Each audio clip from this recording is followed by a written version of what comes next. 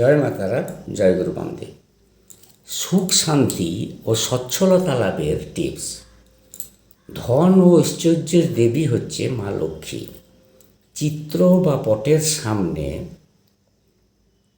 চন্দন, লাল ফুল কিন্তু জবা নয়, ধূপ, দীপ, অক্ষত ফল অর্থাৎ গোটা ফল সাজিয়ে ভক্তি ও বিশ্বাস সহকারে প্রত্যহ পূজা করলে সংসারে দুঃখ দারিদ্র দূর হবেই। এছাড়া দ্বিতীয় উপায় হলো রবিবার পুষ্যা নক্ষত্রে শ্বেত আকন্দের মূল চেয়ে এনে সাদা সুতোতে পুরুষেরা ডান হাতে এবং মহিলারা বাম হাতে কোনো শুভক্ষণে বেঁধে রাখলে শত্রু থেকে মুক্তি পাওয়া যায়, ধন ঐশ্বর্য লাভ করা যায় এবং সুখ শান্তিতে বাস করা যায়। তোমাদের পাশে আছি, সকলে ভালো থেকো।